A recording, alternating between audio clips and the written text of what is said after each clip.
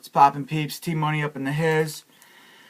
I just want to shoot a quick video for an update. All new stuff I got, like today, basically. So, yeah.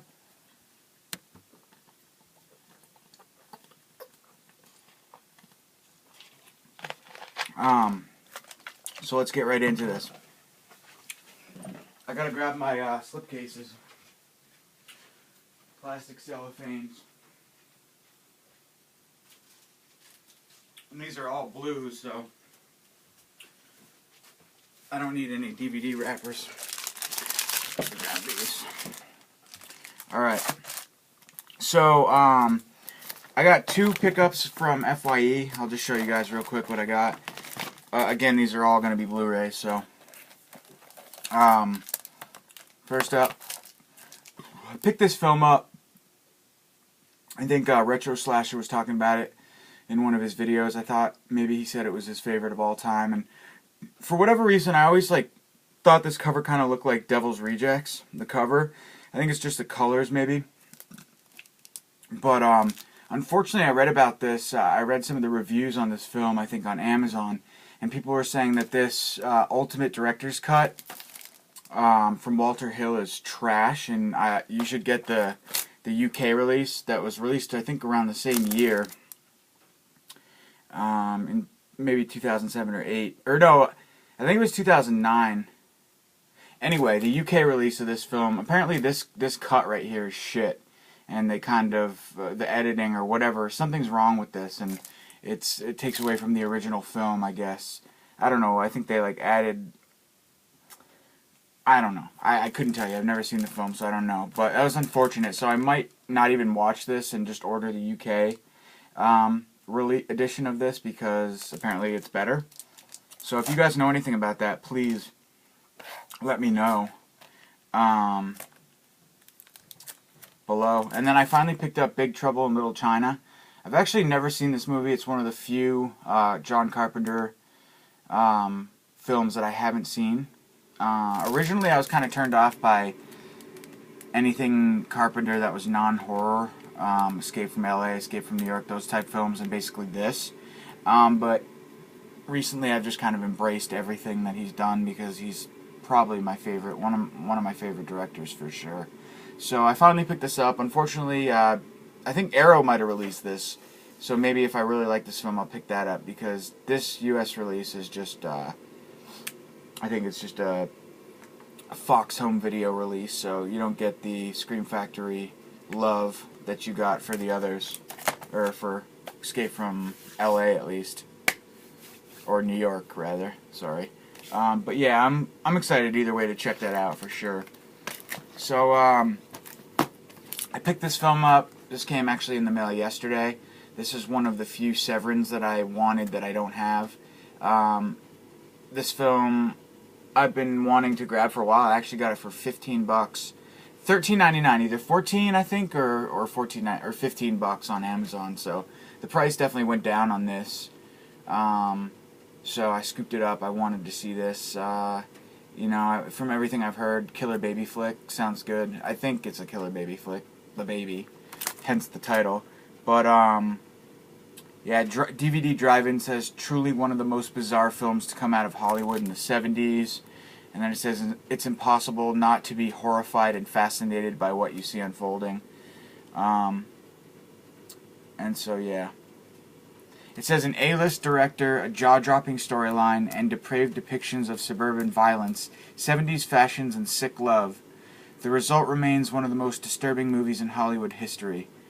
Annette Comer, or whatever, stars as an idealistic LA County social worker who investigates the case of Mrs. Wadsworth, her two buxom daughters, and son Baby, a mentally disabled man who sleeps in a crib. Okay.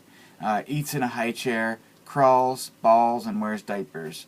But what secrets of unnatural attachment and sexual obsession are all of these women hiding? It says Mariana Hill and Michael Pataki co-star in this psychotic stunner from director Ted Post. Now fully restored from the original negative for the first time ever on Blu-ray. So Cool. So maybe it's not a baby, but anyway, I'm excited to check this out for sure. Sounds like right up my alley. So, yeah. I don't know. Let you guys know after I watch it how I thought of it. So these all came in today. I haven't opened them yet. I'm going to put them in slips real quick if you guys don't mind. First up, I saw several people. I think You and Your Horror Movies, also known as Matt, from affiliate of the 22 Shots of Horror page, friend and affiliate. And I think also Derek, DBougie86, who is also a friend of, especially a friend of mine. Matt's more of an acquaintance, I guess. I don't really know him, but anyway, I watch his videos. So, yeah, they were both talking about picking this movie up and it being good. Maybe somebody else too. But yeah, it's called El Monstro del Mar, and it's basically about 3 girls who go on a beachside vacation and they end up fighting against a sea monster or a beast or something. Some sort of thing, just a blank case. This is one of those, like Big Bad Wolf. It's like a uber thick Blu-ray case, which I kind of like. I like the feeling. I like the thick feeling of these Blu-ray cases. So yeah, I'm stoked to check this out. It says Killer Vixens versus the Creature from the Deep. So we get a little bit of a classic, maybe monster throwback movie, perhaps. I don't know. I haven't seen it, but yeah, so I'm stoked to check this out for sure. El Monstro del Mar. Picked this up on Amazon for like 15 bucks. In case any of you guys are interested. Alrighty, so next up, another movie that came in today. This is the newest one from Scream Factory. This was released today, Tuesday. What is today? The 14th? The 12th? Jeez, I don't even know the date, but it was released today, this Tuesday. So this is a double feature, Destroyer and Edge of Sanity. Edge of Sanity stars Anthony Perkins. It says Anthony Perkins hasn't been himself lately. And Destroyer says 3,000 volts couldn't kill him, it just gave him a buzz. I like that cover art, especially for Destroyer. Let's see if there's any reversible art. There is, but it looks kind of beat. Yeah, it's pretty ugly, reversible art. You guys can't even see that. It's not even worth seeing, to be honest. But, cool. Yeah, so I'm stoked for this. This movie, it seemed like it took forever. Like, from when they announced they were releasing this to when it came out, for whatever reason, I saw, like, many Scream Factory film come and go, but Edge of Sanity, man, it just seemed like it was in my Amazon pre-order queue for fucking a year. But finally got it. Finally was released. Not like there's any rush. Who knows when I'm actually going to get around to watching it. I have hundreds of, literally, like, probably 50 Scream Factory releases I still need to watch. But so yeah, it's a double feature of Destroyer and Edge of Sanity. And let's see. Destroyer's from 1988. Edge of Sanity is 89. And it's a double feature of horror starring Anthony Perkins. Cool. I wonder if he's the star of both of them. And it looks as though he is. So I guess I'll read this is going to be kind of a short update. I'll read the synopsis for this. In Destroyer, we have when Ivan Moser, a convicted serial killer, is set to be electrocuted, a devastating prison riot erupts on the day of the execution. In the wake of the destruction and mayhem, the prison is shut down and Moser becomes a legend. No proof of his death exists. 18 months later, a film director, played by Anthony Perkins, intrigued by the legend of Moser, decides to use the prison as a film set. On the last night of filming, the truth of Moser's fate is about to be revealed. The film crew, trapped inside the prison, begin to disappear one by one. This electrifying thriller also stars Deborah Foreman and Clayton Rohner. So, cool. And in Edge of Sanity, Anthony Perkins stars as an outwardly rational Dr. Jekyll who rapidly descends into a world of sexual obsession and murder as Mr. Hyde, and who may also be Jack the Ripper. A shocking new twist on one of the most infamous crime stories of all time, this terrifying thriller will keep you on the cutting edge of fear. After a lab experiment unleashes mysterious fumes, Dr. Henry Jekyll undergoes a horrifying transformation into a savage alter ego who calls himself Jack Hyde. Meanwhile, the depraved killer Jack the Ripper is slicing his way through the alleys of Whitechapel, leaving mutilated streetwalkers in his wake. Is there a connection between Jekyll/Hyde and Jack the Ripper, and can anyone stop this reign of terror? So, pretty sweet double feature. Glad it finally came out. Alright, and next up we have the latest release from Scorpion releasing. And this is Shadows in an Empty Room, also known as Blazing Magnum, I believe, is the alternate title for this film. It's a 70s crime thriller, I believe. And this also came out today. Finally, Scorpion is back in the releasing game. It seems like they went on hiatus for a while. And cool, we do get an alternate, oh cool, it's Blazing Magnum, excuse me, the reversible cover. So here is the cover that comes, the title, I guess the alternate title, well, Shadows in an Empty Room.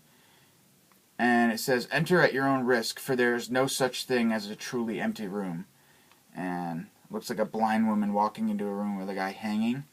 However, I really like this. This looks a lot more fun, this reversible cover art. So I'm going to do the old switch. And I'll show you guys what the reversible art looks like. Just going to pop the disc back in the case real quick.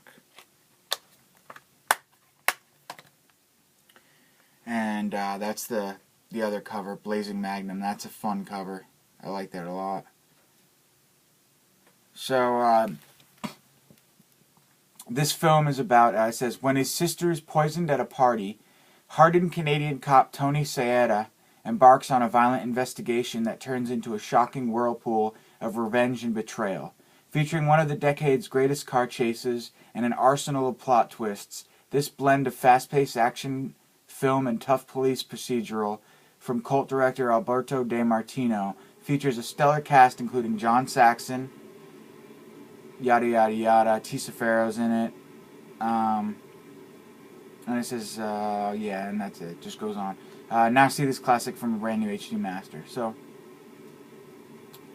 sounds fun. Definitely dig this cover art, that's for sure. So yeah, that is Shadows in an Empty Room, aka Blazing Magnum. Sorry that I just can't get you a good image of this. If I go too close, it's all grainy. If I go too far, you can't see shit. My apologies. So I just have two more, guys. Two more releases. And I should have a few more coming in this week, too, so probably do another review sooner than later. So second to last up here is the latest one from Cult Epics releasing. This is another film by, I think it's Jorge Butgeret, or Jorg Butgeret. I think he also did he did Necromantic. So this film is a serial killer film. It says Manfredo Jelinski presents Shram, a film by Jorg Butgeret. So I'm just gonna open it up real quick. Hi Pepsina, how's my baby? How's my lovely dog? You miss me today, my love? Where'd you go? You just come so quick and then you leave.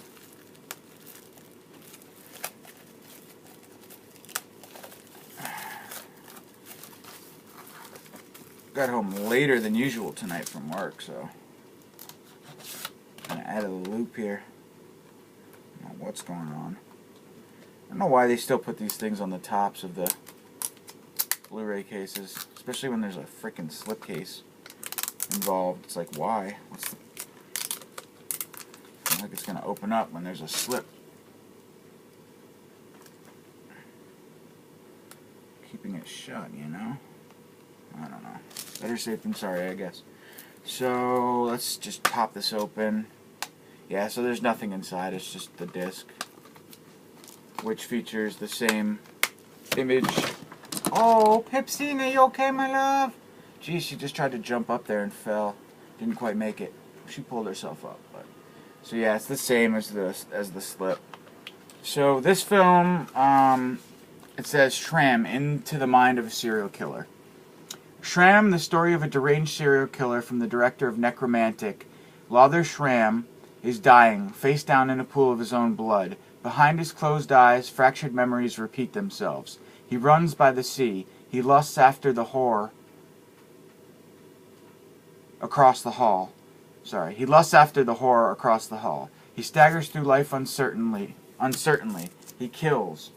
Shram is the story of the notorious lipstick killer, Lothar Shram's last days on Earth. Revealed in a series of tightly constructed flashbacks, the film offers an unflinching look into the mind of a serial killer. Uncompromising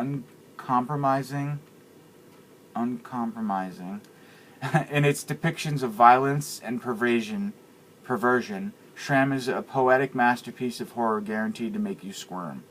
Cult Epics presents Horror Buttegoret's last directed horror feature, Shram, uncut, uncensored, in new high definition with bonus features, including the early short films by said director. So special features on this release include new director's approved HD transfer, taken from the original 16mm negative, exclusive introduction by the director, audio commentary with the director and Franz Rotkrin, or whatever, audio commentary by two actors, Florian Comer von Gustav and Monica M. That's what they should do. They should just say Florian K. and Monica M. and Jorge B. and that would make life easier for us Americans trying to pronounce foreigners' names. The making of Shram, still photo gallery, JPHD trailers, short films. You get Horror Heaven HD with optional audio commentary by the director and some other films. So yeah, good. New DTS HDMA 5.1 surround. So nice. It's a packed release of this controversial director's last release. I'm not a huge fan of the Necromantic films. I own them. Actually, I own Arrow and Cult Epics releases of them. They're crazy films, and it's just not really my thing. But I appreciate them for what they are, so I'm assuming this isn't really going to be... Although I love serial killer films, In the Mind of Serial Killers. Henry, Portrait of a Serial Killer is amazing. American Psycho, anything about serial killers I like. So I might like this actually more than his other films. So anyway, that is Shram, available now on Blu-ray. And last up, I'm not even going to go into depth for this release because everybody and their mother has already shown it. I finally picked this up today, got it in the mail. It took me a while to get this. I actually really just didn't have the money to pick this up right when it came out, to be perfectly honest. I've just been spending way too much money on movies, among bills and everything else that, necessities that we need rather than things that we want. So I had to put this aside for a little bit until I could come up with the extra cash to grab it, and I'm glad I didn't miss out on this release because I definitely wanted it. So I'm super happy that I got it finally. But, so yeah, this is the Arrow box set of Death Walks Twice, 2 films by Luciano Ercoli. And in this box set, we get Death Walks on High Heels and Death Walks at Midnight. If you guys want to know more about this release, just type it in and you'll find 500 fucking people on YouTube who have already shown it off and gone through the contents and gutted the shit out of this. So, not going to go there. Only 3,000 of these were printed, so if you want it, I would suggest getting it pretty quick, although I'm sure Arrow will probably release them individually down the road. That seems to be kind of the trend, what they're doing, which is smart. And it also gives everybody a fair shot at grabbing them. So yeah, 2 films, a book, nice hard box, pretty hard, pretty legit. Arrow's the bomb, my favorite. So that's it, guys.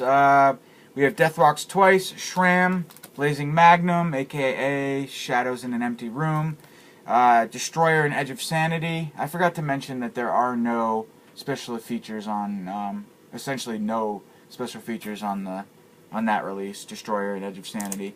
El Monstro del Mar, The Baby, which I'm really psyched. I'm probably going to watch this tonight.